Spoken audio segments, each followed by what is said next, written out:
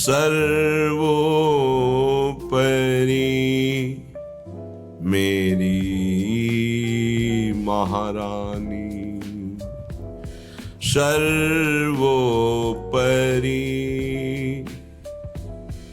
मेरी स्वामी।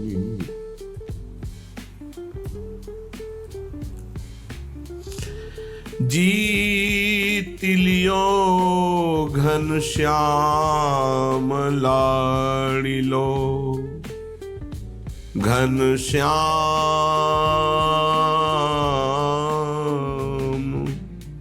लाड़िलो।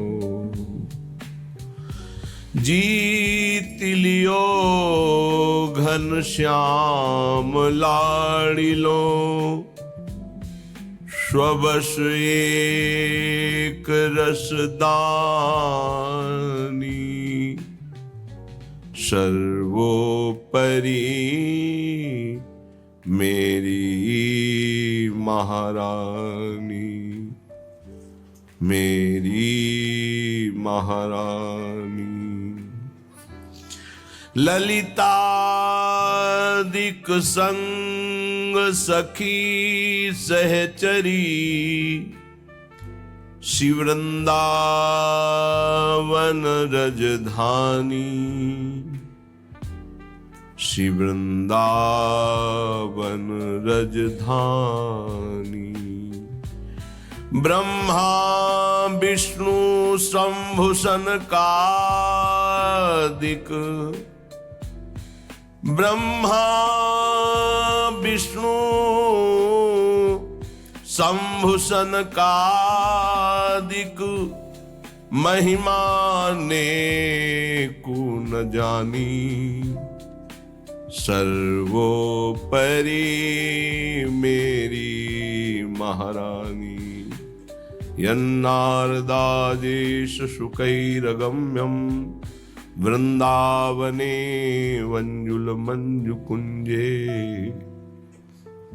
तत्कृष्ण चेतो हरणैक विज्ञ, मत्रास्ति किंचित् परमं रहस्यं। ब्रह्मा विष्णु शंभु सनकादिक, महिमा ने को न जानी, सर्वोपरि मेरी महारानी। वेद पुराण सबे पचिहारे, श्री हरिवंश बखानी। भोरी और कृपा करी है रो श्री राधा,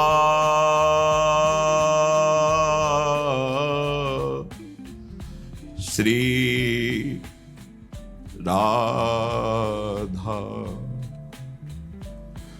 भोरी और कृपा करी है रो मेरी अलबेली ठकुराइन। कृपा करी है रो मेरी अलबेली ठकुराइन, सर्वोपरि मेरी महारानी, सर्वोपरि मेरी महारानी। उपासक प्रतिपल आराध्य देव की कृपा का अनुभव करे। ये माया का ऐसा आकर्षण है, प्रभु से मिलने के लिए मुझे मनुष्य शरीर मिला है, इसे भुला देना इसका कार्य है। व्यर्थ में समय को नष्ट करवाना माया का कार्य है और अव्यर्थ कालत्वम ये भक्ति का स्वरूप है। समय को सार्थक भक्ति करती है और समय को निरर्थक माया करती है। माया में फंसा हुआ जीव निरर्थक कार्यों को करते हुए पूर्ण जीवन बर्बाद कर देता है। और भक्ति का कृपा पात्र प्रत्येक क्रिया, प्रत्येक समय, प्रत्येक वस्तु सद में अर्पित करके वो सद स्वरूप हो जाता है। माया असत है, जड़ है, भ्रमात्मक है, दुखमय है। भक्ति सद है, महासुख प्रदान करने वाली है और प्रकाश स्वरूप है, इसलिए इसमें भ्रम हो ही नहीं सकता है। इससे भ्रम का नाश होता है। जो भक्त हैं, जो उपासक हैं, उनके लिए ये बात है। संसारी पुरुष तो प्रभु को कुछ मानते ही नहीं, कुछ मानते हैं तो केवल एक अपने सुख को पाने के लिए उनको साधन मात्र समझते हैं, साध्य प्रभु को नहीं समझते। हे प्रभु मेरा ऐसा कार्य हो जाए, तो प्रभु हुए साधन और सांसारिक कार्य हुआ साध्य, कोई खास बात नहीं हुई। यहां भगवत प्राप्ति की जो चर्चा है उसमें है साधन संपूर्ण विषयों को बना ले, क्रियाओं को बना ले, वृत्तियों को बना ले और साध्य प्रभु को माने। यहां से प्रारंभ होता है भगवत मार्ग। नहीं, उसे हम भगवत मार्ग नहीं कहते हैं। जो केवल सांसारिक भोगों को, सांसारिक पदों को, सांसारिक वस्तुओं को सत्य मानता है और सुन सुनाकर कहीं ना कहीं प्रभु से इतनी आस्था रखता है कि हमारी सांसारिक कामनाओं की पूर्ति हो जाए, वो विषयी साधक है, उसे अभी परमार्थिक नहीं कह सकते। यद्यपि भगवान उसे उदार ही कहते हैं। जैसे पिता से कोई मांगे तो पिता दुलारवश कहता है, तुम्हें धन्यवाद, तुमने हमारी मर्यादा रखी, किसी और से न मांगकर हम ही से मांगा। इसी तरह प्रभु कहते हैं उदार है, आर्त या अर्थार्थी या जिज्ञासु। पर ज्ञानी को अपनी आत्मा कहा है। ज्ञानी अर्थात जो ये जान गया है कि संपूर्ण संसार एकमात्र सत्य परमात्मा है, प्रभु है, और मेरे जीवन का लक्ष्य उसी प्रभु को प्राप्त करना है। ये भूल भुलैया के मार्गों को कहीं धर्म नहीं कहा जाता। त्यज लोक धर्मांश, लोक धर्मों का त्याग करने की बात कही गई, ये भूल भुलैया है। श्री भगवान जगत गुरु हैं, वही कह रहे हैं सर्व धर्मान परित्यज्य मामेकम शरणम व्रज। मेरी एक शरण में हो जाओ। मनुष्य जीवन का लाभ शरण में हो जाना है। शरणागति का तात्पर्य है तदर्पिता अखिलाचारिता तद्विस्मरणेन परम व्याकुलते। एक एक आचरण प्रभु के अनुकूल हो और निरंतर प्रभु का स्मरण हो। स्मरण में थोड़ा भी विस्मरण बर्दाश्त न हो। यही जीवन का परम लाभ है। यही जीवन का परम लाभ। ये बड़े बड़े सिद्ध संतों की बात है। स्मरण हमारे जीवन की परम उपलब्धि है। निरंतर स्मरण, ये सिद्धावस्था की तरफ पदार्पण हो रहा है। सिद्धावस्था आवागमन से मुक्त, प्रभु के नजदीक निरंतर सेवा, रूप रस, प्रेम रस, इसका रसास्वादन करते हुए अनंत काल तक महासुख में डूबना। श्रीपाद प्रबोधानंद जी महाराज कह रहे हैं, आप अपने द्वारा अपना नाश मत कीजिए। कोई किसी का नाश नहीं कर सकता, आप अपने द्वारा अपना नाश करते हैं। अगर कोई ये कहे कि किसी ने शाप दे दिया, उसका नाश हो गया, तो उस शाप में उसका कर्म ही प्रधान है, ना कि किसी का शाप। उसका कर्म प्रधान है। कहीं भी शाप दिया गया हो तो हमें ये दिखाना कि वो निर्दोष है और उसको शाप दिया गया और शाप लागू होकर उसको नाश कर दिया। कहीं भी हमें बताना खोज के इतिहास में। मुनिन का क्रोधो मुक्ति दातार। अगर संतों ने कभी किसी को दंड दिया है, शाप रूपी दंड, तो सीधे भगवत प्राप्ति हुई उसकी। जैसे नलकुबर मणिग्रीव परम पावन भागीरथी अलकनंदा में, आकाश गंगा में अपवित्र दशा में थे। परम पावन धाराजू में कभी निर्वस्त्र स्नान करने के लिए नहीं कहा गया है, निषेध है। वो निर्वस्त्र थे। दूसरी बात, देवपुत्र होकर भी मदिरा पान किए हुए थे। कुबेर जी के पुत्र हैं, धनाध्यक्ष कुबेर। धन मद इतना बढ़ा कि परम पावन गंगा जी में भी खड़े होकर मदिरा पान करके ऐसे लौकिक विलासता। तो जे भी देवर्षि नारद जी गए तो अप्सराओं ने तो वस्त्र धारण करके उन चरणों में प्रणाम करके लज्जापूर्ण स्थिति में खड़ी हो गई, लेकिन वो निर्लज्ज मदिरा पान किए हुए ऐसे, ना कोई प्रणाम मुद्रा ना कोई। तो उन्होंने कहा, तुम इतने बड़े महापुरुष के पुत्र होकर ऐसा आचरण करते हो, जाओ मैं तुम्हें शाप देता हूं, वृक्ष योनि को प्राप्त हो जाओ। बड़ा भयंकर शाप, तो बड़ा भयंकर। कहां कुबेर पुत्र और कहां जड़ वृक्ष योनि। पर कृपालु नारद जी ने कहा, वृक्ष तो बनोगे पर नंदालय के द्वार में वृक्ष बनोगे, और भगवान सर्वलोक महेश्वर जब अवतार लेंगे तब तुम अपने स्वरूप में आ जाओगे। क्या सौभाग्य मिला, ऐसे साधनहीन को योगी दुर्लभ वांछित वरदान मिल गया।